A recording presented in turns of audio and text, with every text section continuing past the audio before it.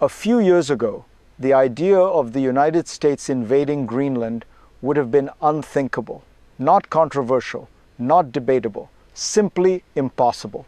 And yet today, no one in power is willing to say it won't happen. I'm Fareed Zakaria, and when a democracy stops drawing clear lines around the use of force, that silence becomes a signal to allies, to adversaries, and to its own citizens. What was once dismissed as bluster is now surrounded by hedged language, strategic ambiguity, and carefully chosen non-denials. This isn't about whether Greenland should be taken. It's about what happens when a political system conditions itself to ignore warning signs until ignoring them is no longer safe. If you care about how alliances survive pressure, about how NATO holds together, about how restraint erodes quietly before it collapses publicly, stay with me. Because the unease inside the Republican Party isn't accidental. It's structural. And to understand why this moment is so destabilizing, we have to ask a fundamental question: what exactly is being tested here? At the center of this debate is a problem Republicans have faced for nearly a decade: how to tell the difference between Donald Trump's rhetoric and his intentions. For years, the party survived by assuming the two were not the same. Provocations could be waved away. Extremes could be softened by institutions. Silence could buy time. But Greenland breaks that pattern. Because this is no longer a tweet or a campaign riff. It's a live question of power raised in hearings, left unresolved by the Pentagon, and deliberately kept open by the White House. When officials refuse to rule out military force, ambiguity becomes policy. Republicans now face a choice they have long postponed. Do they treat this as unserious and hope it fades? Or do they confront it as a real proposal with real consequences for NATO, for alliances, for congressional authority over war? The discomfort you're seeing is not confusion. It's recognition. Recognition that the old strategy, ignore, deflect, normalize, may no longer work. To see how we arrived at this moment, we have to look backward at the roots of this idea and the system that allowed it to grow. To understand how this became possible, you have to look at the pattern that came before it. Donald Trump has long treated foreign policy less as a web of alliances and more as a series of transactions. Assets, leverage, pressure points. Over time, that worldview reshaped how ideas once considered unthinkable could be reintroduced as options. For years, Republicans adapted. They learned to separate signal from noise. When Trump floated extreme proposals, institutions absorbed the shock. Congress hesitated. Allies reassured themselves. The system bent, but it didn't break. But that adaptation had a cost. Each time a line wasn't clearly redrawn, the boundary moved. Strategic ambiguity replaced outright rejection. And slowly, the idea that the United States might coerce, even threaten an ally, stopped being explicitly ruled out. Greenland sits precisely at that intersection. It is strategically valuable, politically sensitive, and tied directly to NATO through Denmark. That makes it different. It transforms a rhetorical habit into a structural risk. What matters here isn't history as nostalgia, but history as momentum. Because once a system normalizes ambiguity, it becomes vulnerable to escalation. And that vulnerability became visible the moment this debate moved from talk to contingency planning. The first real rupture came not with a speech, but with a hearing. Quiet, procedural, almost routine. And that's what made it dangerous. When the Defense Secretary was asked directly whether the Pentagon had plans to take Greenland by force, this should have been the easiest answer in Washington. A flat no, a line drawn cleanly and publicly. Instead, there was hesitation, deflection, a reminder that the Pentagon plans for any number of contingencies. In that moment, something shifted. What had lived in the realm of speculation entered the realm of institutional plausibility, not because anyone endorsed it, but because no one shut it down. In Washington, that distinction matters. Republicans listening understood the risk immediately.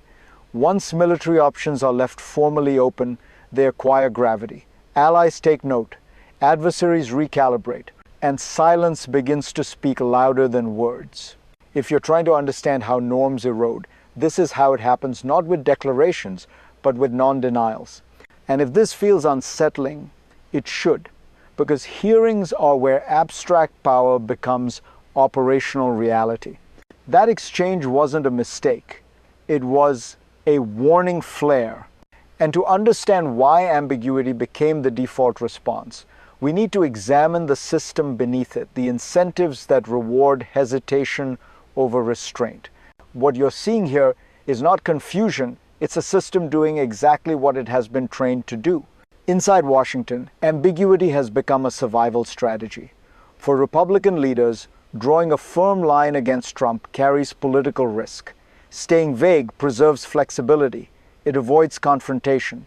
It keeps options open, not just militarily, but politically. The Pentagon plans for everything. That's true, but normally, civilian leadership decides which plans remain hypothetical and which are publicly off limits. In this case, that filter is missing. When the White House refuses to rule anything out, ambiguity becomes permission. This is the hidden mechanism at work. Power without boundaries doesn't need orders. It advances through silence, through carefully worded statements, through the decision not to say no. And Congress plays a role too. Lawmakers issue cautions, express concern, release bipartisan statements, but stop short of using the one tool that matters, their authority. The result is a vacuum. In that vacuum, escalation doesn't require intent. It requires only momentum. And once momentum builds, it doesn't stop at rhetoric. It seeks the next test. Which brings us to the second, more dangerous phase of this story, when concern turns into pressure, and pressure begins to look like action. The tension escalated the moment words were no longer left to implication. When the White House publicly refused to take military action off the table, ambiguity hardened into posture. This was no longer an abstract debate inside Congress. It was a message heard in Copenhagen, across NATO capitals, and inside Republican caucuses. At that point, pressure replaced speculation. Statements grew sharper. Lawmakers who had once stayed quiet began issuing warnings. Not because they suddenly disagreed with Trump's instincts, but because they recognized the collision ahead. Coercion against Greenland doesn't stay contained. It ripples outward, testing alliances that depend on trust and predictability. This is where the pace quickens, because once allies feel threatened, reassurance turns into resistance, and resistance demands response. Escalation becomes less a decision than a chain reaction. Republicans now face a compressed timeline. A vote could force the issue, silence could become consent, and doing nothing may be indistinguishable from approval. What makes this moment so dangerous is not intent, but inertia. Systems slide toward conflict when no one pulls the brake. And the next question is no longer strategic, it's personal. Because when abstract power becomes policy, it lands somewhere specific. It lands on you. If this feels distant, it shouldn't. Because the consequences of this debate don't stay inside hearing rooms or Senate statements. They eventually reach people who never voted on any of it. People like you. When leaders flirt with force against an ally, the costs don't arrive all at once. They arrive quietly, in higher risk, in strained alliances. In a world that becomes less predictable and more volatile, the stability you assume is there because it always has been starts to thin. You don't feel it immediately, but markets do, allies do. And so do the young men and women in uniform who live with the reality that options on the table are not rhetorical devices. They are assignments waiting to happen. This is why restraint matters, not as an abstract virtue, but as a protection for ordinary people from extraordinary decisions made far above them. If you care about accountability, about leaders being forced to say no when lines are crossed, this is the moment to pay attention. Silence empowers momentum. Attention slows it down. And what happens next won't be decided only in Washington. It will be shaped by how the rest of the world responds. Because once alliances are tested, the effects don't stop at borders. What makes Greenland different is not its size or its population. It's the web it sits inside. Greenland is tied to Denmark. Denmark is tied to NATO. And NATO is built on a single fragile promise that an attack on one is treated as an attack on all. When that promise is stressed, the effects are immediate. Allies start asking hard questions, not just about intentions, but about reliability. If pressure, coercion, or force can be directed at a NATO-linked territory, then the logic of collective defense begins to wobble. This is how global consequences emerge from what looks, at first, like a narrow dispute. Words spoken in Washington echo across capitals. Calculations shift. Trust erodes incrementally. Then suddenly. The most destabilizing aspect is the theoretical scenario no one wants to articulate. A situation in which NATO countries are forced to respond to the actions of the United States itself. That idea alone should stop any serious strategist cold. Republicans understand this, so do allies.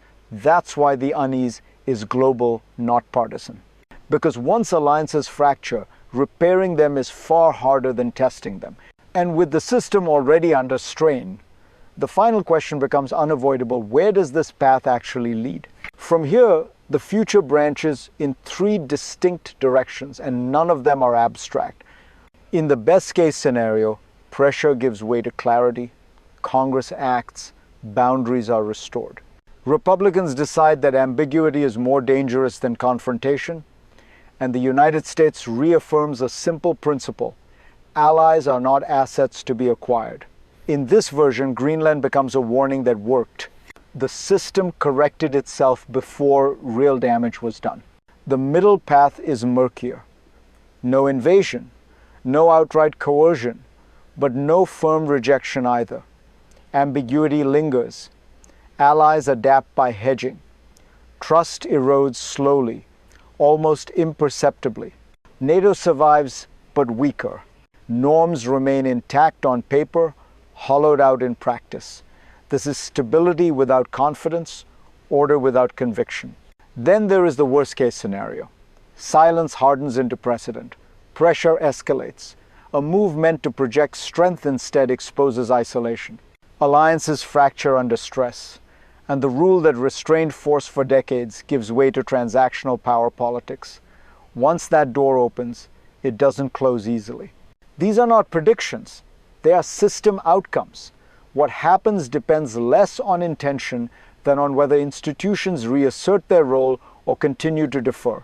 Because history is shaped not only by bold actions, but by the moments when leaders refuse to say no. And that brings us to the final question: what this episode ultimately reveals about power, responsibility, and the cost of ignoring signals when they first appear. What this moment ultimately reveals is not a debate about Greenland, but a test of democratic restraint. Power in mature systems is not measured by how many options remain open, but by which options are deliberately closed, especially the dangerous ones. Republicans didn't seek this vote. They didn't ask to referee the boundaries of force against an ally. But leadership is rarely about comfort. It's about choosing clarity over convenience when ambiguity becomes corrosive. Ignoring signals doesn't neutralize them. It amplifies them. History is unforgiving on this point. The erosion of norms almost never announces itself as a crisis. It arrives quietly, in hedged statements, in procedural shrugs, in the refusal to say no until no one remembers who was supposed to say it.